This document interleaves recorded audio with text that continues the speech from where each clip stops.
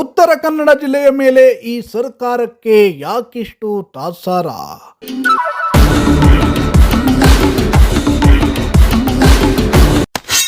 ನಾಲ್ಕು ಕೈ ಶಾಸಕರನ್ನ ಕೊಟ್ಟರೂ ಒಬ್ಬನೇ ಒಬ್ಬ ಶಾಸಕನಿಗೂ ಇಲ್ವಾ ಮಂತ್ರಿಗಿರಿ?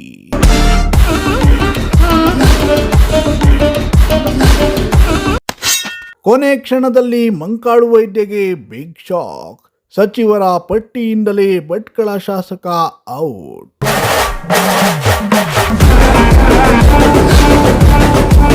ಎಸ್, ಈ ಕಾಂಗ್ರೆಸ್ ಪಕ್ಷಕ್ಕೆ ನಮ್ಮ ಉತ್ತರ ಕನ್ನಡ ಜಿಲ್ಲೆಯನ್ನ ಕಂಡ್ರೆ ಯಾಕಿಷ್ಟು ತಾತ್ಸಾರವೋ ಗೊತ್ತಿಲ್ಲ. ಬರೀ ಓಟ್ ಹಾಕೋಕೆ ಮಾತ್ರ ನಮ್ಮ ಜಿಲ್ಲೆಯ ಜನರು ಬೇಕು. ಆದರೆ ಅಧಿಕಾರ ಅಂತ ಬಂದಾಗ ಮಾತ್ರ ಬರೀ ಕಡೆಗಣನೆ.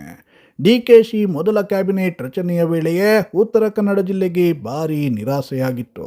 ಸಂಪುಟ ವಿಸ್ತರಣೆ ವೇಳೆಯಾದರೂ ಜಿಲ್ಲೆಯ ಯಾರಾದರೂ ಒಬ್ಬ ಶಾಸಕನಿಗೆ ಸಚಿವ ಸ್ಥಾನ ಸಿಗಬಹುದು ಅಂತ ನಿರೀಕ್ಷಿಸಲಾಗಿತ್ತು. ಆದರೆ ಈಗ ಮತ್ತೆ ಜಿಲ್ಲೆಗೆ ಬಿಗ್ ಶಾಕ್ ಎದುರಾಗಿದೆ.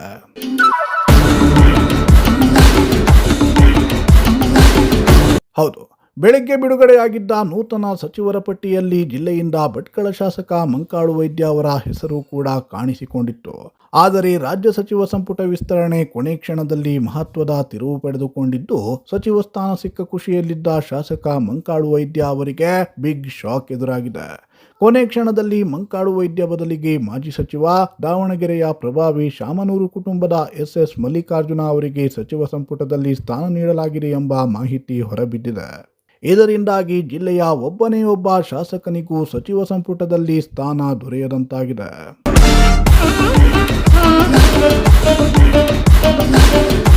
ಕಾಂಗ್ರೆಸ್ ಹೈಕಮಾಂಡ್ ಅಂತಿಮ ಹಂತದಲ್ಲಿ ಈ ಪಟ್ಟಿಯಲ್ಲಿ ಬದಲಾವಣೆ ಮಾಡಿದೆ ಎನ್ನಲಾಗುತ್ತಿದೆ. ಆರಂಭಿಕ ಹಂತದಲ್ಲಿ ಮಂಕಾಳು ವೈದ್ಯ ಅವರ ಹೆಸರು ಪರಿಗಣನೆಯಲ್ಲಿತ್ತು ಎಂಬ ರಾಜಕೀಯ ವಲಯದ ಚರ್ಚೆಗಳಿದ್ದರೂ ಅಂತಿಮ ಪಟ್ಟಿಯಲ್ಲಿ ಎಸ್ ಮಲ್ಲಿಕಾರ್ಜುನ ಅವರಿಗೆ ಅವಕಾಶ ದೊರೆತಿದೆ ಎಂದು ತಿಳಿದು ಬಂದಿದೆ.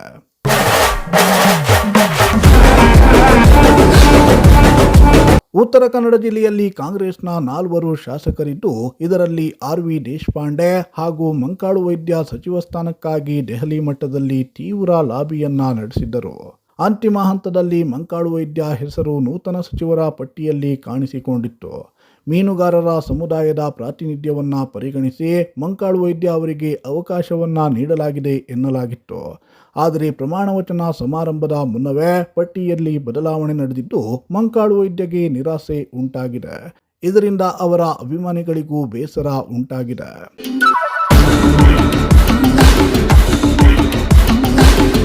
ಅದೇನೇ ಇಲ್ಲಿ, ರಾಜ್ಯದಲ್ಲಿ ಈ ಬಾರಿ ಕಾಂಗ್ರೆಸ್ ಆಡಳಿತಕ್ಕೆ ಬರುವುದರಲ್ಲಿ ಜಿಲ್ಲೆಯ ಮತದಾರರ ಪಾತ್ರವೂ ಇದೆ.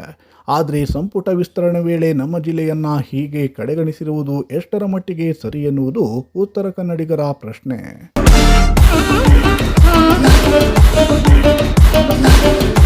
Bureau report, Sirsi news.